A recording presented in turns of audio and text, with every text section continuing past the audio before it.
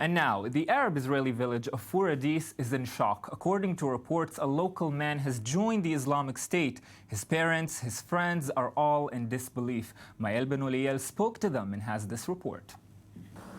The news has spread like wildfire in this little Arab village in northern Israel.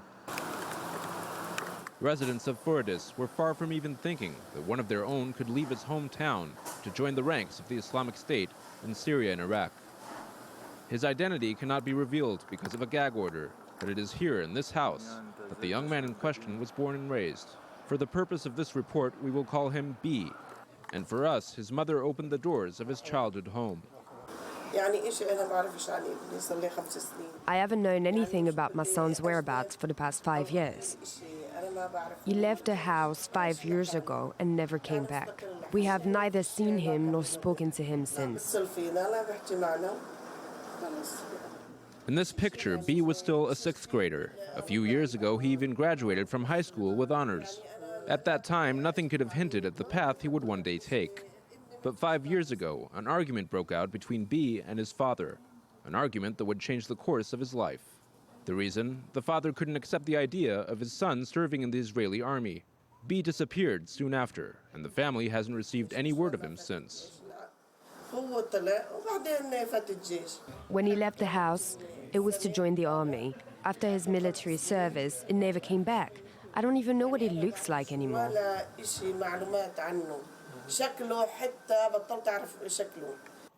Before leaving to join the Islamist group, this Muslim man, today aged 25, had completed his military service in an IDF combat unit. That was less than a year ago. My motherly instinct tells me that what they say about him is wrong. How can someone who's served in the army here join the Islamic State? Who can believe that? It's unbelievable. When contacted, both the Prime Minister's office and the Defense Ministry refused to comment on the matter. If he indeed left to go there and they know where he is, why didn't Israel do something to stop him from going? And why don't they bring him back? He is still my son, you know. If he's still alive, I hope that God will guide him on the right path. If he's dead, may God bless his soul. For their part, Furadis villagers still have a hard time believing the story. It is difficult to know what got to him and what went through his mind to make him want to go there. IS is a terrorist group. Here in this village, we condemn terrorism. We are known for being a peaceful village. If he really has joined Islamic State, he is an isolated case. He is not representative of our village. Yes, and I'm joined now in the studio by our defense correspondent, Shai Ben-Ari. Shai, good evening. Good evening, Owen.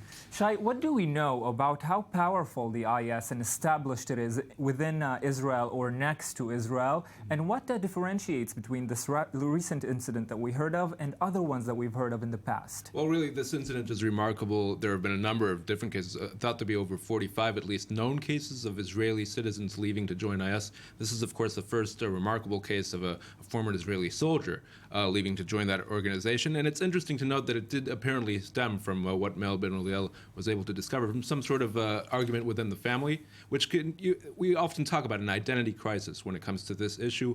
Certain people, Arabs, Muslims in Western society, feeling in search of a narrative, let's put it, perhaps torn between narratives, and then looking for a source of empowerment. And unfortunately, Islamic State is able to be very effective with a certain message of empowerment. When you talk about IS's capabilities in Israel, in terms of actually carrying out attacks in Israel, it's very minimal, perhaps on the verge of non-existent. The Israeli security apparatus is able to keep the activity of certain IS sympathizers at a very bare minimum, though it has to be said, a number of different terror cells have been broken up just this year.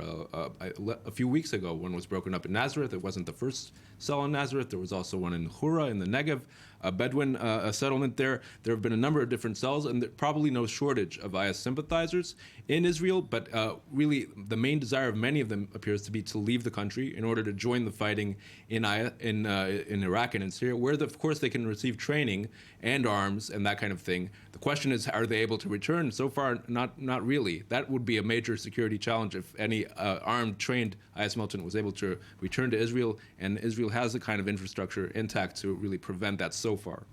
Yes, an increasingly growing threat in Israel for Israelis, for the country, which the country has yet found a way to deal with. Shai Ben Ari, thank you very much. No problem.